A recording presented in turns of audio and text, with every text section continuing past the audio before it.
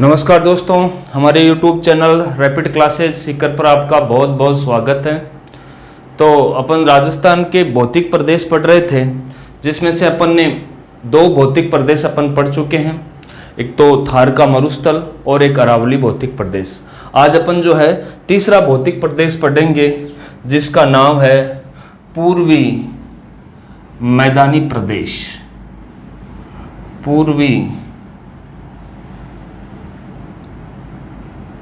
पूर्वी मैदानी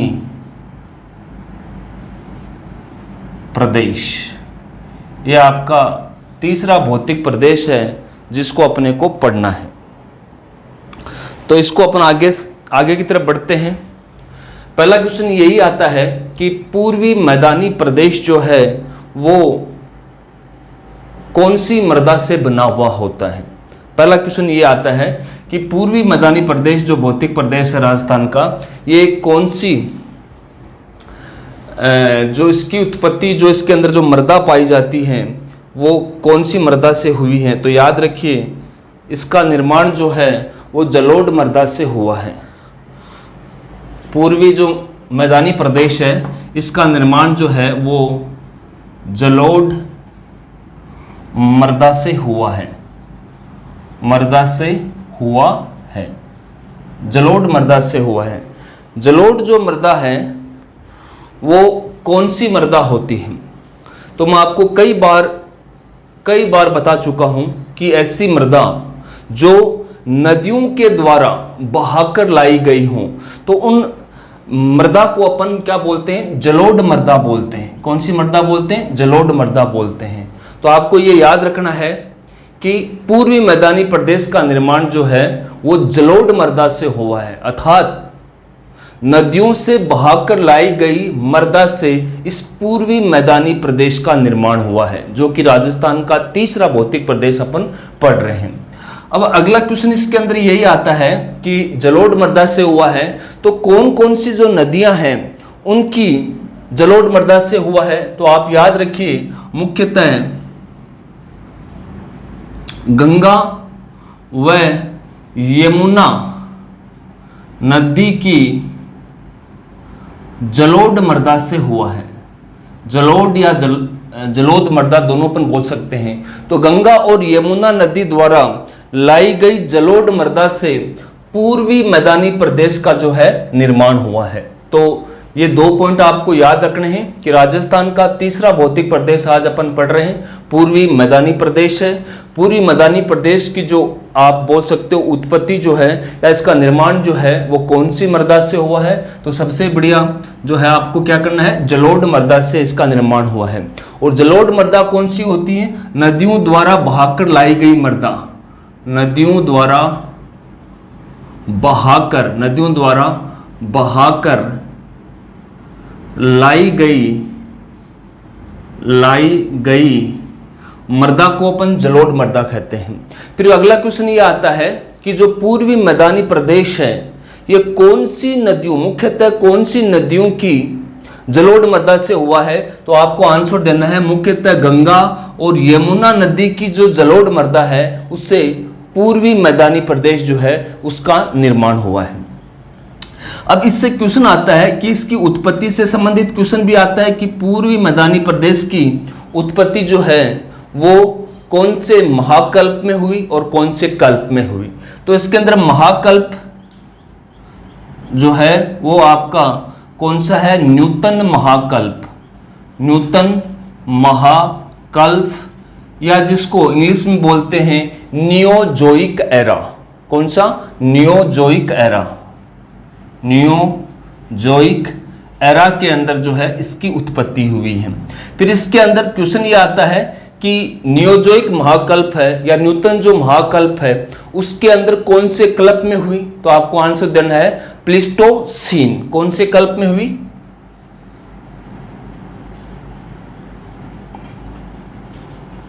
प्लीस्टोसीन युग, या जिसको अपन कल्प भी बोल सकते हो। प्लीस्टोसीन युग या कल्प के अंदर जो है इसकी उत्पत्ति हुई। तो ये भी आपको ध्यान रखना है।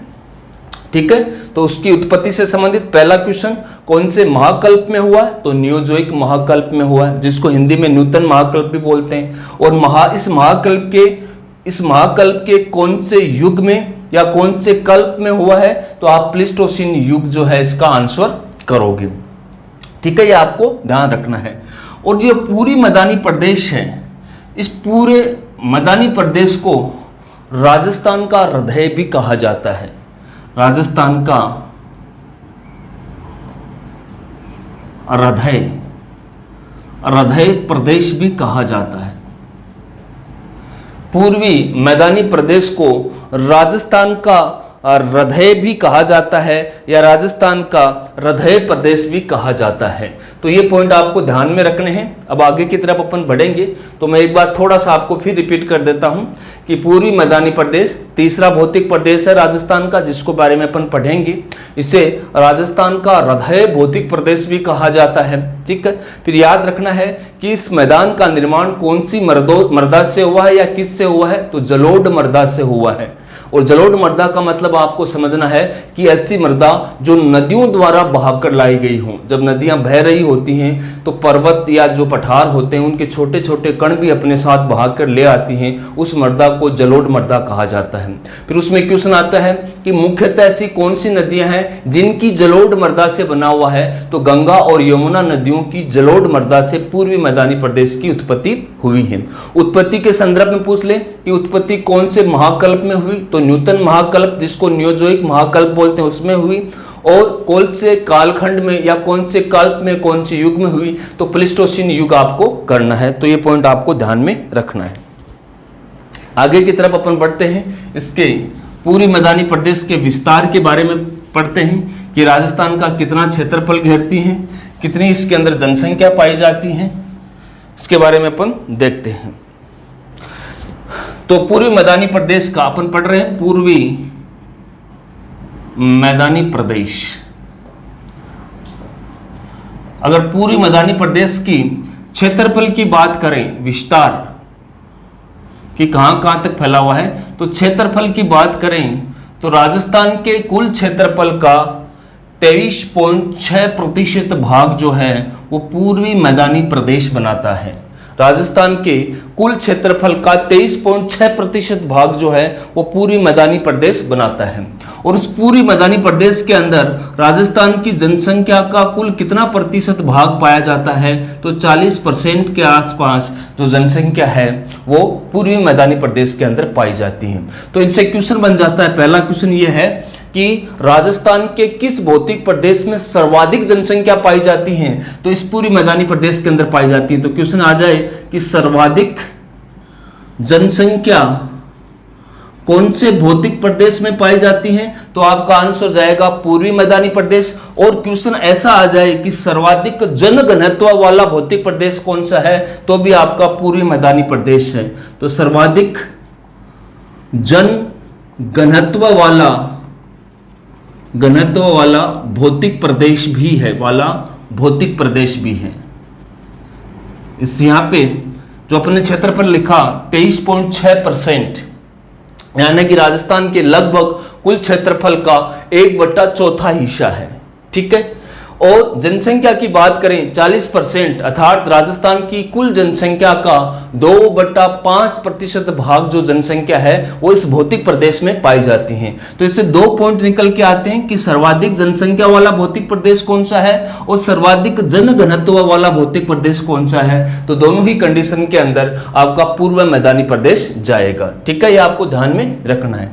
देखो क्षेत्रफल देखें तो राजस्थान के कुल क्षेत्रफल का 1/4 हिस्सा है, मतलब 25% के आसपास होता है। तो अपन 1/4 भाग अपन लिख सकते हैं। और जनसंख्या को लिखें तो कुल जनसंख्या का 2/5% भाग जो है ये जनसंख्या है। तो कई बार ऐसे भी क्वेश्चन आ जाता है कि वह कौन सा भौतिक प्रदेश है जो राजस्थान के क्षेत्रफल का 1/4 भाग बनाता है, जबकि जनसंख्या प्रतिशत जो है वो कुल 100% का 2/5 भाग बनाता है। इस प्रकार के भौतिक प्रदेश कौन सा है? तो इस प्रकार का भौतिक प्रदेश जो है पूर्वी मैदानी प्रदेश है। अर्थात इसका सारांश ये हुआ कि पूर्वी मैदानी प्रदेश जो कि राजस्थान की क्षेत्रफल का 1/4 हिस्सा है, उसके अंदर राजस्थान की 2/5% जनसंख्या या भाग जो है वो जनसंख्या का इस भौतिक प्रदेश के अंदर पाया जाता है। यह सर्वाधिक जनसंख्या वाला भौतिक प्रदेश है, सर्वाधिक जनघनत्व वाला भौतिक प्रदेश है। क्षेत्रफल 23.6, जो अगर आपको डाटा के अंदर देना हो तो जनसंख्या 40% के आसपास आपको करनी है। तो ये पॉइंट आपको ध्यान में रखना है। आगे की तरफ अपन बढ़ते हैं। थोड़ी इस प्रदेश की कुछ विशेषताएं, जो विशेषताएं क्या हैं, पॉइंट हैं जो आपको ध्यान में रखना है।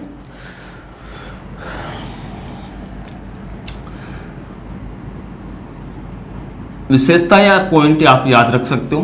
देखो, पूर्वी मैदानी प्रदेश जो है वो जलोढ़ मृदा से बना है। कौन सी मृदा से बना हुआ है? जलोढ़ मृदा से। ये पूर्वी मैदानी प्रदेश जो है वो जलोढ़ मृदा से बना हुआ है। जलोढ़ मृदा को कांप मृदा भी कहते हैं। जलोढ़ मृदा का जो दूसरा नाम है इसको अपन कांप मृदा भी कहते हैं। तो ये भी आपको ध्यान रखना है। और इसको दोमट मृदा भी कहते हैं, इंग्लिश में एल्फी सोल भी कहते हैं। याद रखना है कि पूर्वी मैदानी प्रदेश जो है वो नदियों से बहाकर लाई गई मृदा अर्थात जलोढ़ मृदा से बना हुआ होता है। जलोढ़ मृदा को अपन कांप भी कहते हैं, दोमट मृदा भी कहते हैं, और अंग्रेजी के अंदर, इंग्लिश के अंदर इसको एल्फी सोल के नाम से भी जाना जाता है। तो ये सारे के सारे जो नाम हैं ये जलोढ़ मृदा के ही हैं। तो पूर्वी मैदानी प्रदेश की सबसे पहली विशेषता ये है कि ये जलोढ़ मृदा से बना हुआ है, अर्थात नदियों से बहाकर लाई गई मृदा से बना होता है। और नदियों से बहाकर लाई गई मृदा से बना हुआ है तो नदियों से जो मृदा बहा के लाई जाती है उसकी उपजाऊपन या जिसको बोलते हैं फर्टिलिटी सबसे ज़्यादा होती है, क्योंकि उसके अंदर बहुत सारे खनिज लवणों का मिश्रण होता है। तो ऐसी मृदा जो है वो उपजाऊ ज़्यादा होती है। तो दूसरी विशेषता क्या हो गया कि पूर्वी मैदानी प्रदेश अधिक उपजाऊ मृदा वाला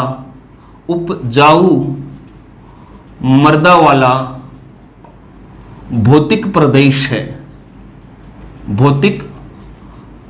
है। क्यों है?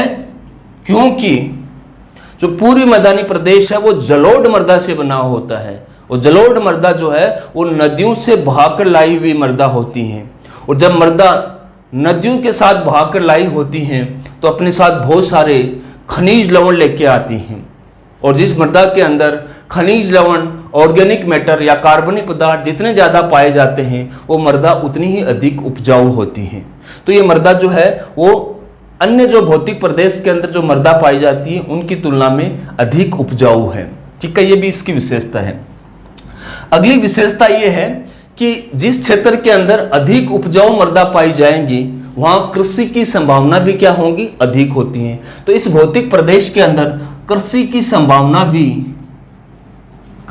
संभावना भी अन्य भौतिक प्रदेश से अधिक होती है। कृषि की संभावना अधिक होती है। इसकी अधिक होने की वजह क्या है? कृषि की संभावना अधिक होने की वजह क्या है? मृदा में उपजाऊपन का अधिक होना। और मृदा उपजाऊपन अधिक क्यों है? क्योंकि ये जलोढ़ मृदा से बनी हुई है, और जलोढ़ मृदा की वजह से उपजाऊ क्यों? क्योंकि ये नदियों द्वारा बहाकर लाई हुई मृदा होती हैं जो अपने साथ बहुत सारे ऑर्गेनिक मैटर तथा खनिज लवण जो होते हैं वो अपने इसके साथ मिक्स कर लेती हैं, और जिस मृदा के अंदर भरपूर मात्रा में खनिज लवण पाए जाते हैं उस मृदा को उपजाऊ मृदा कहा जाता है। तो ये इसकी विशेषता जो है वो जलोढ़ मृदा की वजह से है। तो ये पॉइंट आपको ध्यान रखना है। ठीक है, जलोढ़ मृदा से बना हुआ है और जलोढ़ मृदा की वजह से उपजाऊ अधिक होगा। उपजाऊ अधिक होने से कृषि की संभावनाएं अधिक होंगी, और जिस भौतिक प्रदेश में कृषि की संभावनाएं अधिक होती हैं वहां पर लोग भी ज़्यादा बसेंगे। तो ये इसमें सबसे ज़्यादा जनसंख्या भी पाई जाती है, जो मैंने पहले आपको बता दिया था कि सर्वाधिक जनसंख्या वाला भौतिक प्रदेश कौन सा है? आपका यही पूर्वी मैदानी प्रदेश है। और जनघनत्व मतलब ज़्यादा लोग बसेंगे तो पर जो किलोमीटर क्षेत्र के अंदर लोगों की जो संख्या है वो ज़्यादा होगी, अर्थात जनघनत्व भी जो है इसके अंदर अधिक होगा। ये सारे के सारे इस उपजाऊ, इस मृदा की वजह से सब कुछ हो रहा है। ये मृदा बढ़िया क्वालिटी की है, इस यहाँ पर कृषि उपजाऊपन अधिक है, कृषि की संभावना अधिक है, लोग ज़्यादा बसेंगे, जनसंख्या अधिक होगी, जनघनत्व भी अधिक होता है। तो ये पॉइंट भी आपको ध्यान में रखना है। अगला पॉइंट अपने को जो पढ़ना है वो है जलोढ़ मृदा के प्रकार, कि नदियों द्वारा जो बहा कर लाई गई मिट्टी है उसके प्रकार कौन कौन से होते हैं। तो जलोढ़ मृदा के प्रकार,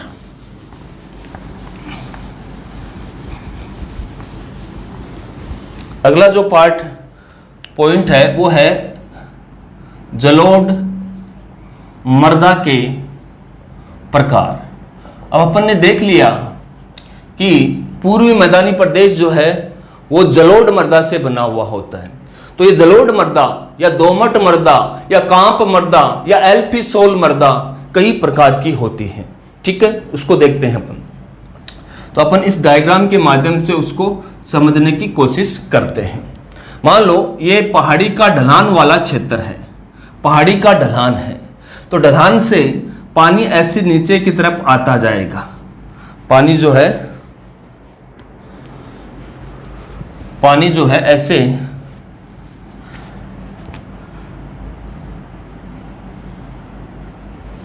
ऐसे नीचे की तरफ आता जाएगा। जैसे ही पानी नीचे की तरफ आएगा तो मैंने आपको बताया है कि जलोढ़ मृदा कैसे बनेगी। ये पहाड़ जो है इसके छोटे छोटे कण जो हैं वो पानी के साथ बहकर आ जाएंगे। ये जो पानी है वो अपने साथ इन पहाड़ों के छोटे छोटे जो कण होते हैं उनको तोड़ तोड़ कर अपने साथ बहाकर ले आता है, और ये कंकड़ जो है एक जगह इकट्ठे हो जाते हैं। ये कंकड़ जो है वो एक जगह पर इकट्ठे हो जाते हैं। कंकड़ पत्थर वाली जो है मृदा जो है यहाँ पर इकट्ठी हो जाती है। सबसे पहले कंकड़ पत्थर वाली मृदा बनती है, क्योंकि जस्ट अभी पहाड़ से पानी बह के आया है तो ये एकदम बारीक कणों के अंदर कन्वर्ट नहीं हुआ, ये आगे और गति करेंगे, ये कण आपस में टकराएंगे तब और छोटे होंगे। तो मैंने शुरुआत में ही पकड़ लिया कि जैसे ही कण अलग हुए तो कंकड़ पत्थर वाली मृदा बन गई, जिसको अपन क्या बोलते हैं, भाबर बोलते हैं। क्या बोलते हैं, भाबर। क्या बोलते हैं, भाबर। तो पहली जलोढ़ मृदा का प्रकार आ गया भाबर। भाबर कौन सा है, कंकड़ पत्थर वाली मृदा को भाबर कहा जाता है। कंकड़ पत्थर वाली मृदा को क्या कहा जाता है, भाबर कहा जाता है। तो ये आपकी पहली मृदा आ जाएगी भाबर।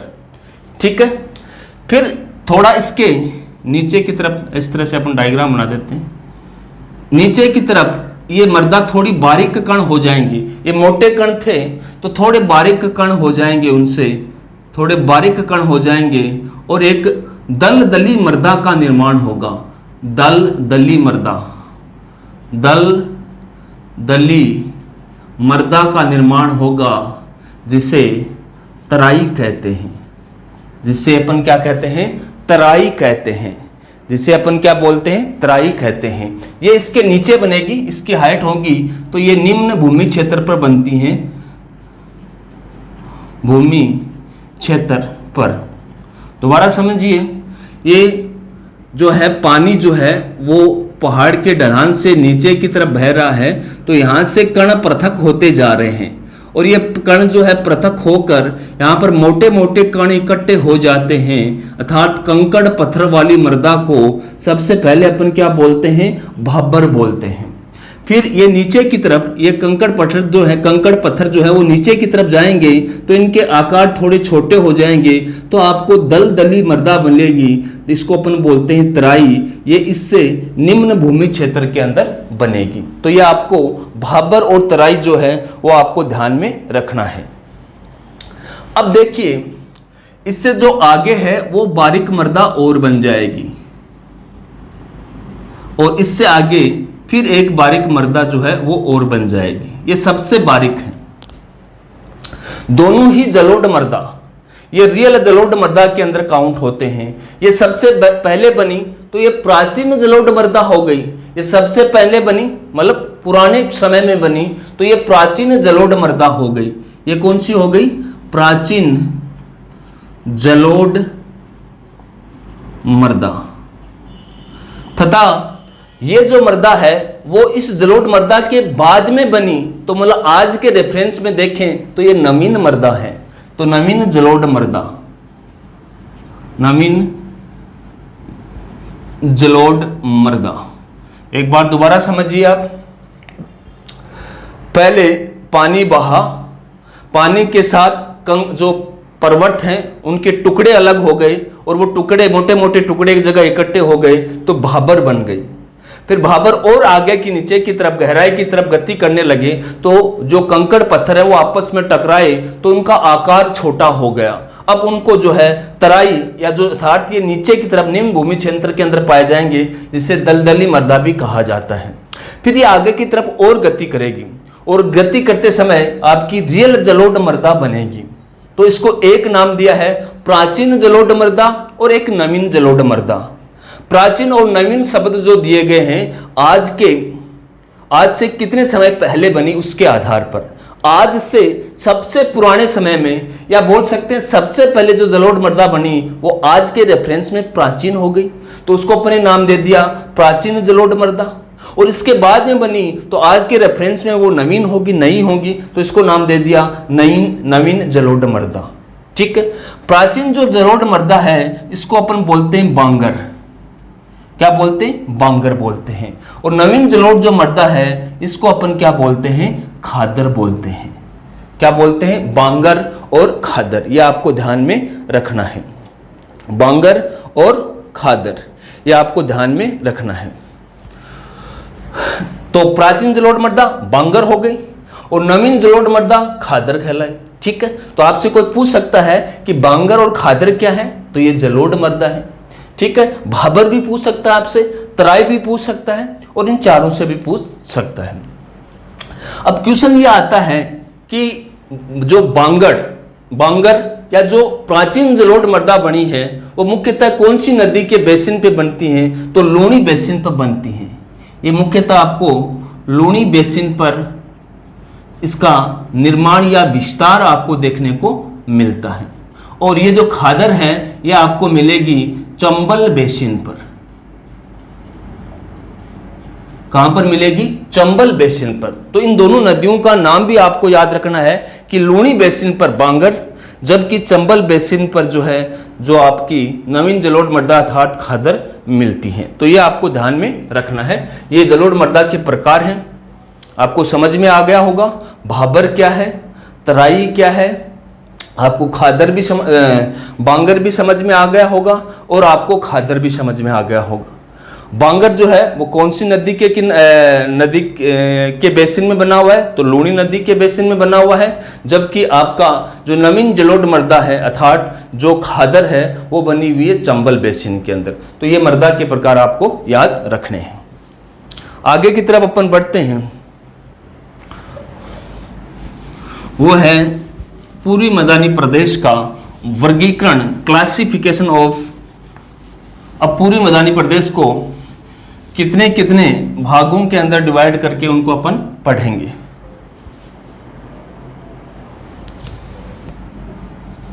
पूर्वी मैदानी प्रदेश, इसको 3 भागों के अंतर्गत नदियों के आधार पर 3 भागों के अंदर वर्गीकृत किया गया है। पहला है आपका चंबल बेसिन, चंबल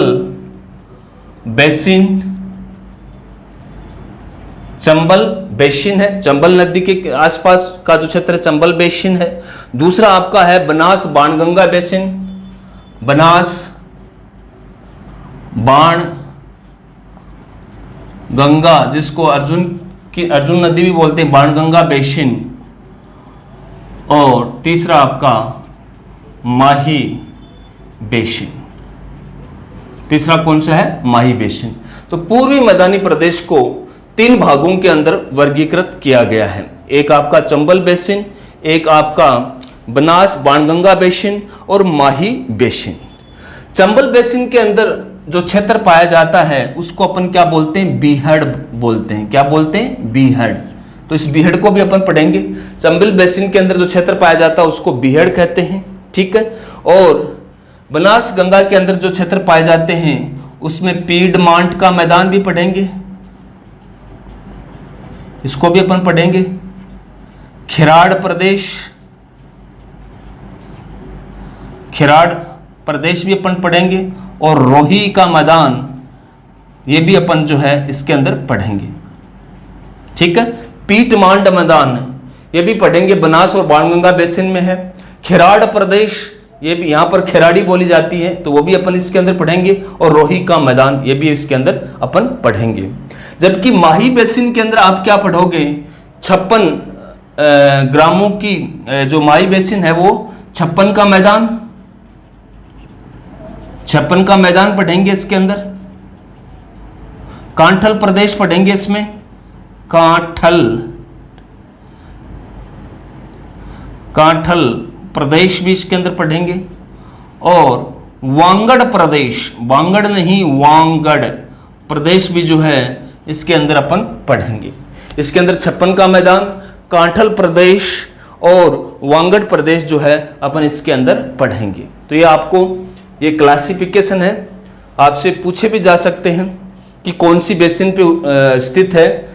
तो इसको अपन ने बेसिन के आधार पर, नदियों के बेसिन के आधार पर 3 भागों के अंदर बांट दिया है। चंबल बेसिन संबंध किससे, चंबल नदी से। बनास बाणगंगा बेसिन दोनों नदियों से है। और माही बेसिन, चंबल बेसिन के अंदर जो क्षेत्र है उसको बीहड़ बोलते हैं, बीहड़ बोलते हैं। और बनास और बाणगंगा के अंदर पीटमांड का मैदान, खिराड़ प्रदेश और रोही का मैदान, ये अपन पढ़ेंगे।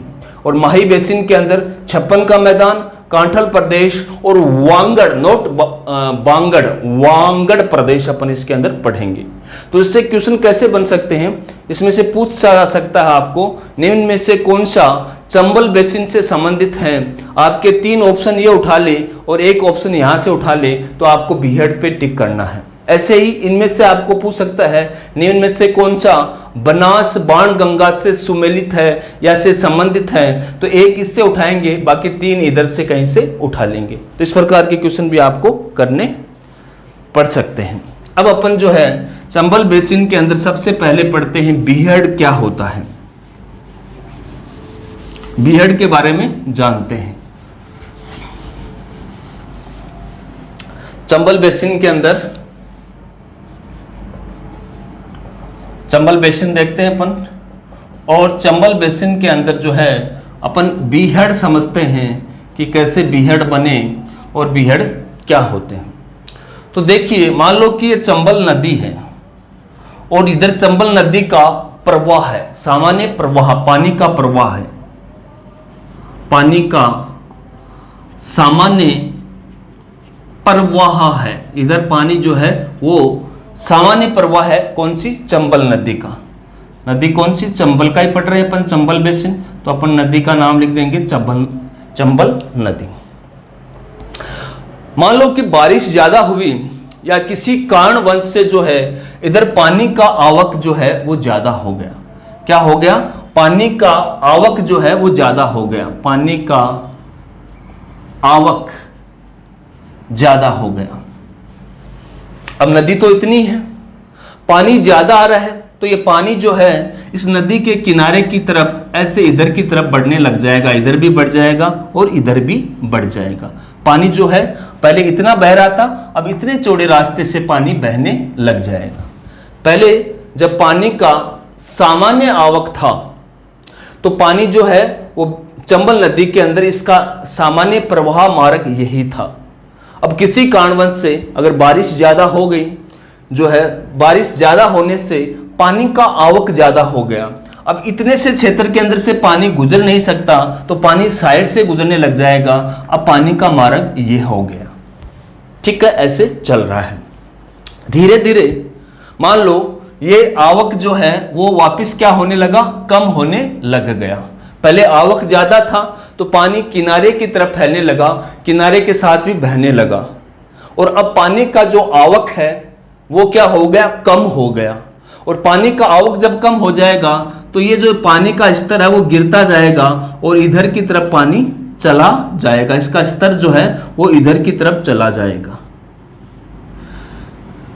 ठीक है, अब पानी वापिस अपने चंबल नदी जो उसका सामान्य प्रवाह था वहां से पानी बहने लगेगा, तो पानी इधर से गिरते गिरते उसका स्तर यहां तक आ जाएगा और इधर से भी गिरते गिरते पानी का स्तर इधर यहां तक आ जाएगा और सामान्य नदी का प्रवाह ऐसे होने लग जाएगा। अब देखो, अब पानी नीचे की तरफ आ रहा है तो इस किनारे के आसपास जो मिट्टी है इसका भी कटाव होने लग जाएगा। तो यहां पर अवनालिका या जिसको बोलते हैं ये मिट्टी का जो कटाव है वो एक प्रकार का जल अपर्दन है, जिसे अवनालिका अपर्दन या खाई अपर्दन भी कहते हैं। यहां पर क्या बनने लगेगा, खाइयां बनने लग जाएंगी, अवनालिकाएं बनने लग जाएंगी। और ये अवनालिकाएं क्यों बन रही हैं, क्योंकि पानी का लेवल जैसे नीचे की तरफ गिरेगा तो ये अपने साथ जो किनारे की मिट्टी है वो भी अपने साथ बहाकर ले जाएगी। तो किनारे की तरफ जो है बहुत सारी खाइयां बन जाती हैं, बहुत सारी अवनालिकाएं बन जाती हैं। और ये किसका उदाहरण है, अवनालिका अपर्दन का उदाहरण है। अवनालिका किसका एग्जाम्पल है, जल अपर्दन का एग्जाम्पल है। और इस अवनालिका के अंदर जो क्षेत्र बनते हैं वही बीड़ कहलाते हैं। वही क्या कहलाते हैं, बीहड़ कहलाते हैं। मैं एक बार जो है ये अवनालिका का यहां से जो सूक्ष्म रूप है वो मैं इधर बना देता हूं इसकी सतह का, ताकि आपको सारी चीजें समझ में आ जाएं।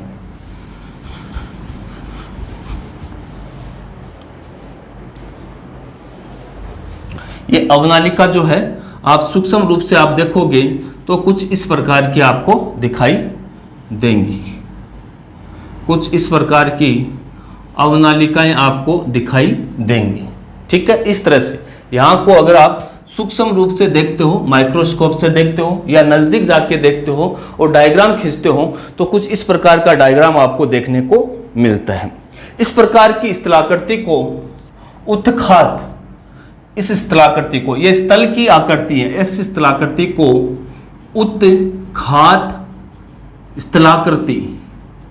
स्थलाकृति आपसे पूछ लिया जाए कि चंबल नदी के किनारे पर जो स्थलाकृति है या जहां अवनालिका अपर्दन हो गया वहां की जो स्थलाकृति है उसको क्या बोलते हैं, तो उत्खात स्थलाकृति बोलते हैं। तो ये आपको ध्यान रखना है, उत्खात स्थलाकृति या कंदरायुक्त, ऐसी स्थलाकृति को कंदरायुक्त क्षेत्र भी कहते हैं। कंदरायुक्त क्षेत्र, कंदरायुक्त क्षेत्र भी इसको अपन कह सकते हैं, इस स्थलाकृति को। तो अब बीहड़ क्या हो गया, अब बीहड़ की परिभाषा क्या हो गई, आराम से आप निकाल सकते हो। ये बीहड़ का ही भाग है, अर्थात चंबल नदी के किनारों पर अवनालिका अपर्दन या खाई अपर्दन के कारण बनी हुई कंदरायुक्त या उत्खात स्थलाकृति युक्त क्षेत्र को ही बीहड़ कहा जाता है। तो बीहड़ की परिभाषा क्या हो गई, चंबल नदी के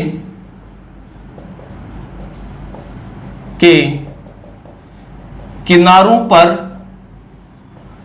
पर अवनालिका अपर्दन या खाई अपर्दन, अवनालिका अपर्दन के कारण बनी कंदरायुक्त क्षेत्र के कारण बनना कंदरायुक्त क्षेत्र ही क्या कहलाता है, बीहड़ कहलाता है। अब आपको समझ में आ गया होगा कि बीहड़ क्या है। ठीक है, तो बीहड़ क्या है कि चंबल नदी की जो चंबल नदी के किनारों पर अवनालिका अपर्दन होने की वजह से इस प्रकार की कंदरायुक्त क्षेत्र को ही बीहड़ कहा जाता है। और इस बीहड़ के आसपास जो है बहुत सारे घने जंगल पाए जाते हैं। यहाँ पर जो है आपको मिलेंगे, क्या मिलते हैं, घने जंगल पाए जाते हैं। बीहड़ में क्या पाए जाते हैं, घने जंगल पाए जाते हैं। तो ये भी आपको ध्यान में रखना है। इस स्थलाकृति को आप देखोगे तो इसके अंदर आपको दो भूमि क्षेत्र दिखाई दे रहे हैं। एक भूमि क्षेत्र आपको ये दिखाई दे रहा है और एक भूमि क्षेत्र आपको ये दिखाई दे रहा है। ये आपको ऊंचाई पर दिखाई दे रहा है तो इसको अपन जो है उच्च भूमि क्षेत्र बोलते हैं। इसको अपन क्या बोलते हैं? उच्च भूमि क्षेत्र। उच्च भूमि क्षेत्र, क्योंकि ये आपको हाइट पे दिखाई दे रहा है, जबकि ये आपको नीचे की तरफ जो है आपको तल की तरफ दिखाई दे रहा है तो इसको निम्न भूमि क्षेत्र कहते हैं। निम्न भूमि क्षेत्र, निम्न भूमि क्षेत्र जो है वो कहते हैं। उच्च भूमि क्षेत्र को जो है डांग के नाम से पुकारा जाता है। डांग कहा जाता है। क्या कहा जाता है? डांग। और निम्न भूमि क्षेत्र को खादर कहा जाता है। तो ये भी आपको इससे संबंधित पॉइंट याद रखने हैं। आपने अवनालिका या चंबल नदी के जो किनारे हैं वहाँ का आपने डायग्राम बनाया तो उत्खात स्थलाकृति या कंदरायुक्त क्षेत्र बोलते हैं अपन उसको। इसी कंदरायुक्त क्षेत्र को बीहड़ कहा जाता है और बीहड़ के अंदर गहने जंगल पाए जाते हैं। इसके अंदर आपने देखा कि जहाँ उच्च भूमि क्षेत्र अर्थात जो हाइट पे स्थित है उसको डांग कहा जाता है, जबकि निम्न भूमि क्षेत्र जो है उसको खादर कहा जाता है। तो ये पॉइंट भी आपको जो है वो ध्यान में रखने हैं। ठीक है, ये आपको बिल्कुल ध्यान रखने हैं।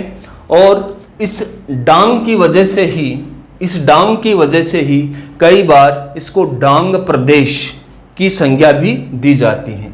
डांग की वजह से ही इसको डांग प्रदेश भी कहा जाता है। और इस डांग प्रदेश के आसपास सबसे ज़्यादा आपको बदमाश जो है वो सबसे ज़्यादा मिलते हैं, इसलिए इसको दस्यु प्रदेश भी कहा जाता है। दस्यु प्रदेश भी कहा जाता है। डाकू ज़्यादा मिलते हैं, तो डाकुओं की उपस्थिति ज़्यादा होने की वजह से इस डांग क्षेत्र को दस्यु प्रदेश भी कहा जाता है। ठीक है, तो आपको ये चीज़ें ध्यान में रखनी है। अब क्वेश्चन ये आ जाए कि बीहड़ जो है वो कौन कौन से जिलों के अंदर पाया जाता है, कितने जिलों के अंदर पाया जाता है, तो आप ध्यान रखिए बीहड़ के अंदर 3 जिले शामिल हैं। कितने जिले शामिल हैं? 3 जिले मुख्यतः। कौन कौन से? करौली, सवाईमाधोपुर और धौलपुर। ये 3 मुख्य जिले जो हैं वो आपके इन 3 जिलों के अंदर जो है आपको राजस्थान के अंदर सबसे ज़्यादा बीहड़ मिलते हैं। और बीहड़ से संबंधित ये क्वेश्चन आ जाए कि ये कितना स्क्वायर किलोमीटर क्षेत्रफल कवर करता है, तो 250 किलोमीटर स्क्वायर जो है क्षेत्रफल जो है ये कवर करता है। बीहड़ जो है 250 किलोमीटर स्क्वायर जो क्षेत्रफल है इसको कवर करता है। तो ये भी आपको ध्यान में रखना है। ठीक है, इन जिलों के अंदर भी आपसे पूछ लिया जाए कि इन 3 जिलों के अंदर सर्वाधिक जो है बीहड़ कौन से जिले में मिलता है। सर्वाधिक बीहड़ जो है वो कौन से जिले में मिलता है, तो आपको आंसर देना पड़ेगा धौलपुर। सर्वाधिक जो बीहड़ जो है वो धौलपुर जिले के अंदर मिलता है। सर्वाधिक जो एरिया जो है वो कौन से जिले के अंदर मिलता है बीहड़ का, तो धौलपुर के अंदर मिलता है। अगर आपसे ये पूछ लिया जाए कि बीहड़ की रानी किसे कहा जाता है, बीहड़ की रानी कौन से जिले को कहा जाता है, तो आपको आंसर देना पड़ेगा करौली जिला। करौली जिला जो है उसको बीहड़ की रानी कहा जाता है। ठीक है, और कौन से जिले में बीहड़ का सर्वाधिक विस्तार होता है, तो धौलपुर जिले के अंदर। और राजस्थान के कितने जिले के अंदर जो बीहड़ प्रदेश विस्तारित है, तो 3 जिले हैं, धौलपुर, करौली और सवाईमाधोपुर। ठीक है, तो ये आपको ध्यान में रखना है। किलोमीटर तो 250 किलोमीटर स्क्वायर क्षेत्रफल के अंदर जो है ये फैला हुआ रहता है। तो ये पॉइंट भी आपको ध्यान रखने हैं, कई बार एग्जाम के अंदर पूछे जाते हैं। इसे डांग या दस्यु प्रदेश कहते हैं क्योंकि यहाँ पर जो है वो डाकू अधिक पाए जाते हैं, इसलिए इसको दस्यु प्रदेश कहा जाता है। तो ये आपको मैं पॉइंट एक बार, बहुत सारे हो गए तो मैं फास्ट रिपीट कर देता हूँ कि अपन जो है पहला क्लासिफिकेशन चंबल बेसिन पढ़ रहे हैं, चंबल बेसिन के अंदर बीहड़ पढ़ रहे हैं। तो अपन देख रहे हैं कि बीहड़ की उत्पत्ति कैसे होती है। तो चंबल बेसिन है तो मैंने चंबल नदी का सामान्य प्रवाह आपको समझाया। ये चंबल नदी का सामान्य प्रवाह है, यहाँ पर पानी की आवक ज्यादा हुई तो पानी जो है वो किनारे की तरफ बहने लगा, ठीक है, यहाँ तक बहने लगा। फिर पानी की आवक कम हो गई, पहले पानी की आवक अधिक थी तो यहाँ किनारे पर बहने लग गया, पानी की आवक जो है वो कम हो गई तो ये पानी का स्तर जो है वापिस इस नदी की तरफ जाने लगा, तो अपने साथ जो है मिट्टी का कटाव करने लग गया। इससे यहाँ पर अपरदन हुआ, उस अपरदन को अवनालिका कहते हैं, और यहाँ पर जो बनी हुई खाइयों को खाई या अवनालिका कहते हैं, जिसको मैंने माइक्रोस्कोप से या सूक्ष्मदर्शी द्वारा छोटे से डायग्राम के रूप में आपको ऐसे समझा दिया, ठीक है। इसके अंदर देखा आपने इस तरह की जो आकृति बनी हुई है उसको उत्खात स्थलाकृति या कंदरायुक्त क्षेत्र कहा जाता है। इस प्रकार की आकृति वाले क्षेत्र को कंदरायुक्त क्षेत्र कहा जाता है। फिर इस मैंने बीहड़ की डेफिनेशन लिखी कि परिभाषा क्या होता है, तो मैंने ये बताया कि चंबल नदी के किनारों पर, ये किनारे ही हैं, चंबल नदी के किनारों पर अवनालिका अपवर्तन के कारण बना हुआ ये कंदरायुक्त क्षेत्र जो है आपका बीहड़ कहलाता है।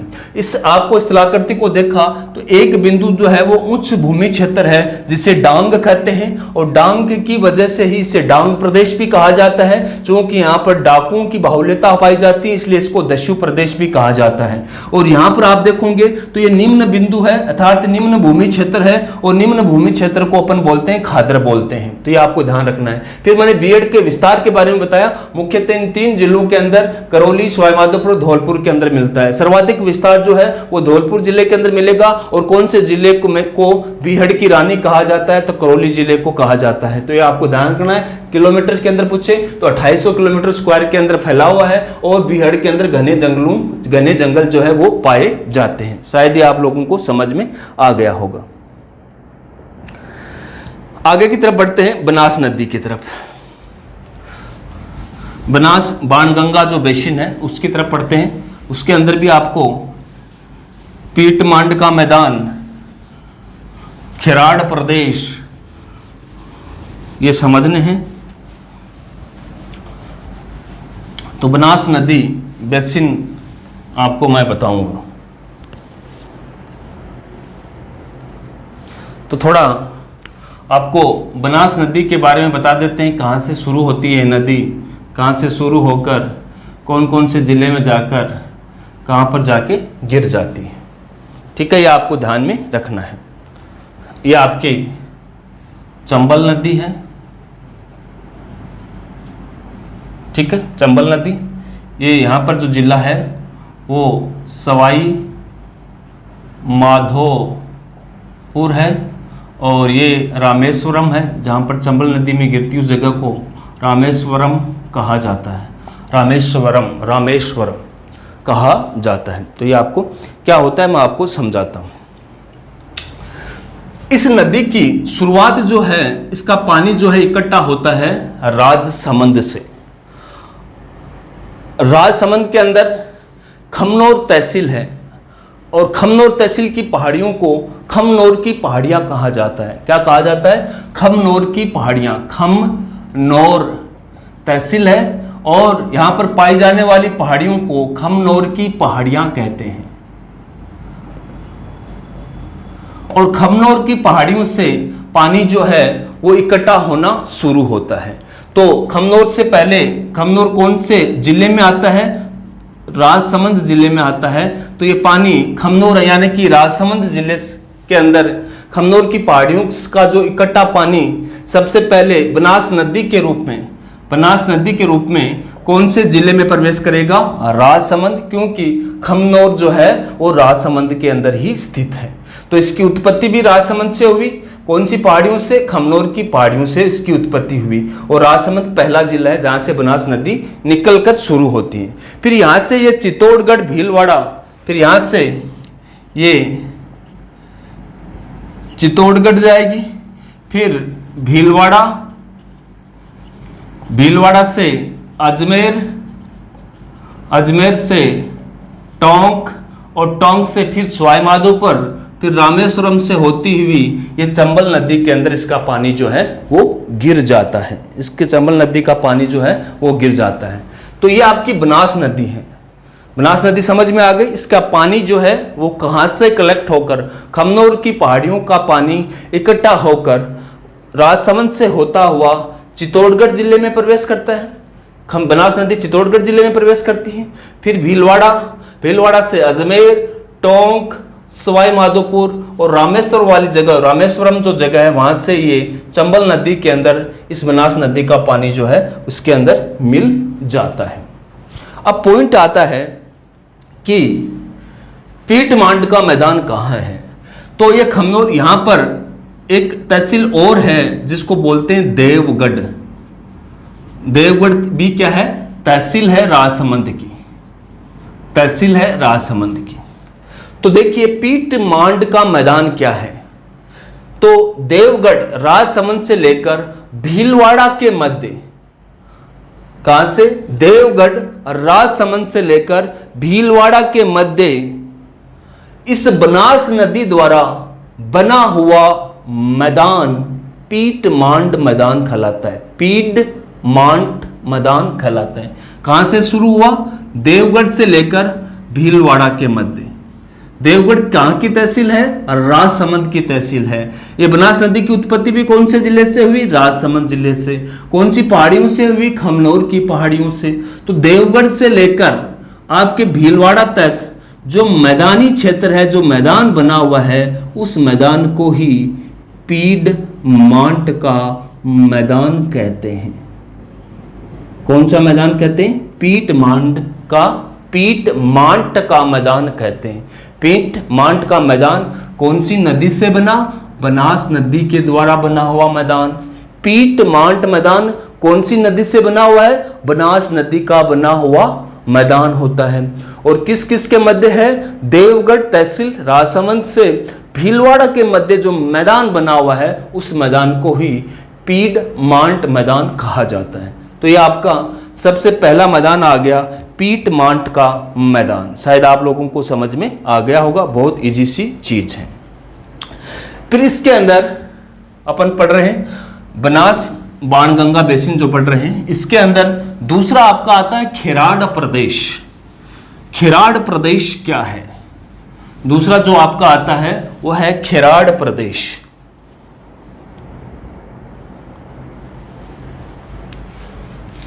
खेराड़ प्रदेश। तो देखिए यह भी मैदान है, किसके द्वारा, बनास नदी के द्वारा बना हुआ, बनास नदी से बना मैदान। बस आपको ये ध्यान रखना है कहां से, तो ये जहाजपुर भीलवाड़ा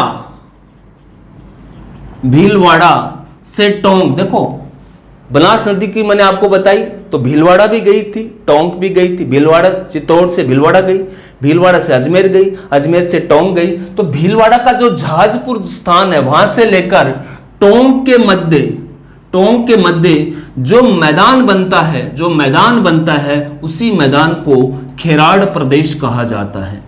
उस मैदान को ही खेराड़ प्रदेश कहा जाता है। पीट मांड का मैदान देवगढ़ राजसमंद से भीलवाड़ा के मध्य बनास नदी द्वारा निर्मित मैदान जो है वो पीट मांड का मैदान कहलाता है। जबकि बनास नदी द्वारा ही जहाजपुर भीलवाड़ा से टोंक के मध्य जो मैदान बन जाता है उस मैदान को खेराड़ प्रदेश कहा जाता है। क्या कहा जाता है, खेराड़ प्रदेश कहा जाता है। और खेराड़ प्रदेश के अंदर जो बोली बोली जाती है उस बोली को खेराड़ी बोली कहते हैं। कौन सी बोली कहते हैं, खेराड़ी बोली कहते हैं। कौन सी बोली कहते हैं, खेराड़ी बोली कहते हैं। और खेराड़ी बोली जो है वो 3 भाषाओं से मिलकर बनी होती है। कौन कौन सी, मेवाड़ी प्लस ढूंढाड़ी, हाड़ौती जो कोटा साइड की हाड़ौती, और ढूंढाड़ी।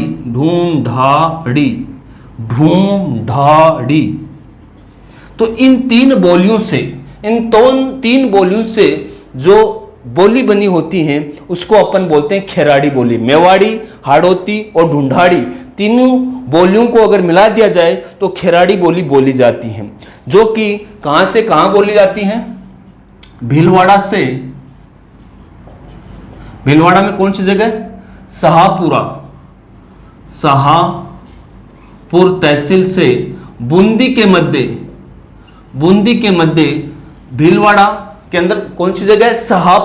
शाहपुरा जो तहसील है, शाहपुरा से बूंदी के मध्य जो बोली बोली जाती है उसको खेराड़ी बोली बोलते हैं। खेराड़ी बोली क्यों बोलते हैं? क्योंकि यह खेराड़ प्रदेश में स्थित है और खेराड़ी बोली जो है वो 3 बोलियों का मिश्रण होता है। वो 3 बोलियां कौन सी है? मेवाड़ी, मेवाड़ क्षेत्र वाली, हाड़ौती कोटा वाली और ढूंढाड़ी। इन तीनों का जो मिश्रण है वो खेराड़ी बोली है। और खेराड़ी बोली कहाँ से बोली जाती है? आपके शाहपुरा भीलवाड़ा से बूंदी के मध्य बोली जाती है। तो ये आपका खेराड़ प्रदेश है, शायद आपको समझ में आ गया होगा।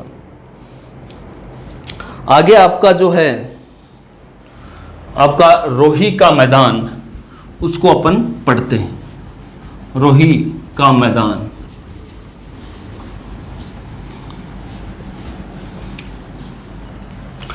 और रोही मैदान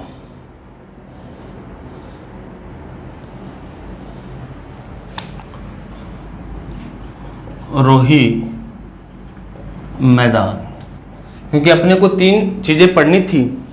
एक तो पीटमांट का मैदान, खेराड़ प्रदेश और रोही मैदान आपको समझना है।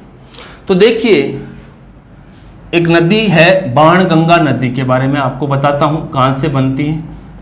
बाणगंगा नदी ये बैराठ की पहाड़ियों से शुरू होती है। बैराठ कहाँ पर है? जयपुर। बैराठ कहाँ पर स्थित है? जयपुर। वहाँ से बाणगंगा नदी जो है वो निकलती है और वहाँ से निकलकर ये भरतपुर में जाकर, बैराठ कहाँ है? ये जयपुर से निकलकर ये नदी जो है वो भरतपुर में जाकर यमुना नदी के अंदर मिल जाती है। यमुना नदी के अंदर मिल जाती है या मिक्स हो जाती है। देखिए, बाणगंगा नदी जो है वो बैराठ की पहाड़ियां कहाँ स्थित है? जयपुर में। तो जयपुर से निकलकर भरतपुर में जाकर यमुना नदी के अंदर मिल जाती है। तो इस जयपुर और भरतपुर के अंदर ये जो मैदान बना है, इस मैदान को ही और रोही मैदान, इस मैदान को ही अपन क्या बोलते हैं? और रोही मैदान, या इसका दूसरा नाम है रोही दोआब भी कहते हैं। क्योंकि ये जो बाणगंगा और यमुना नदी का दोआब क्षेत्र है, किसका है? बाणगंगा और यमुना का दोआब प्रदेश। ये जो इतना प्रदेश है ये बाणगंगा व यमुना दोआब प्रदेश भी कहा जाता है इसको। जयपुर से भरतपुर के बीच में, अर्थात बैराठ की पहाड़ियों से जो नदी निकलती है, जयपुर से लेकर भरतपुर में जाकर ये यमुना नदी के अंदर मिल जाती हैं। तो जयपुर से भरतपुर के अंदर जो मैदान बनाती है उसको रोही मैदान कहा जाता है। और इस क्षेत्र को अपन दूसरा नाम भी बोल सकते हैं, बाणगंगा यमुना दोआब भी कह सकते हैं। इसलिए रोही मैदान को रोही दोआब भी कहा जाता है। तो ये आपके सारे के सारे जो थे, ये बाणगंगा बेसिन के बारे में जो भी था वो आपको बता दिया। और ये ध्यान रखना है कि बाणगंगा यमुना दोआब प्रदेश है, यहाँ पर गेहूं की कृषि सबसे ज़्यादा होती है। किसकी कृषि? कौन से खाद्यान्न की कृषि सबसे ज़्यादा होती है? गेहूं खाद्यान्न की कृषि जो सबसे ज़्यादा होती है जयपुर से भरतपुर के मध्य। तो ये आपको ध्यान में रखना है। आगे अपन जो है तीसरा जो भाग है क्लासिफिकेशन का, माही बेसिन, उसके बारे में अपन समझते हैं। माही बेसिन,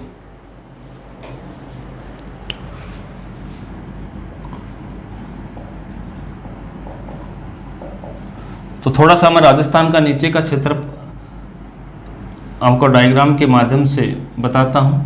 ये आपका इतना बांसवाड़ा क्षेत्र है, नीचे बांसवाड़ा है, इधर आपका डूंगरपुर है,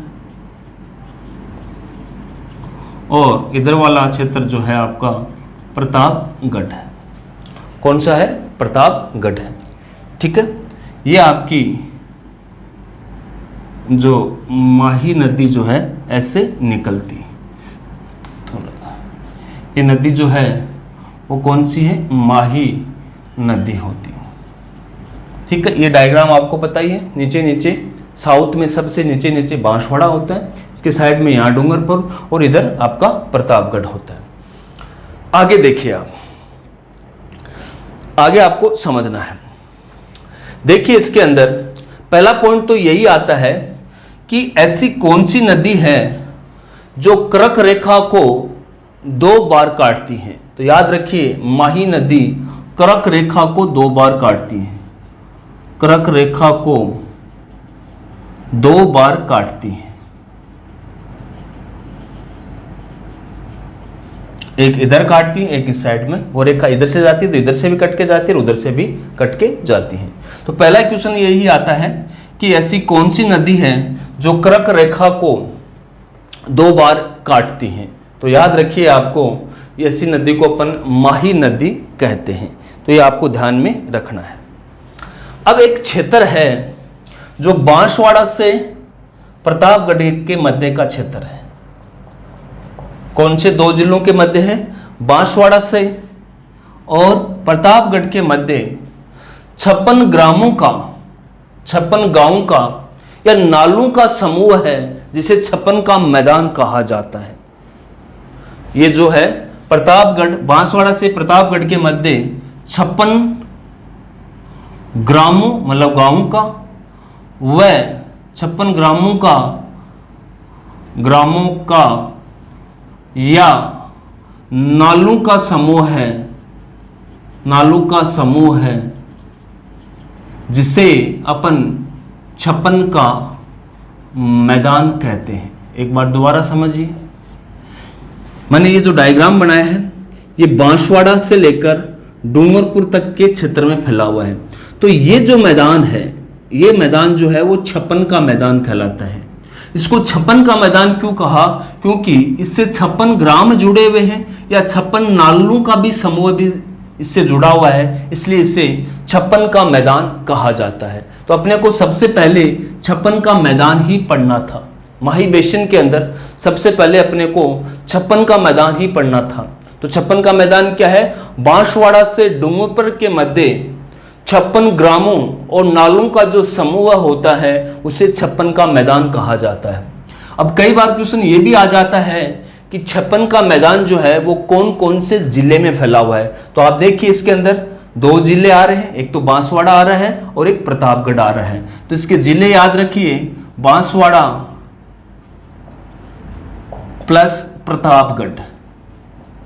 तो क्वेश्चन ये आता है कि जो आपका 56 का मैदान जो है वो किन 2 जिलों के मध्य स्थित होता है या किन किन जिलों के मध्य इसका विस्तार पाया जाता है। तो ये देखिए, यहाँ पर 2 जिले आपको देखने को मिलेंगे, एक बांसवाड़ा और एक प्रतापगढ़।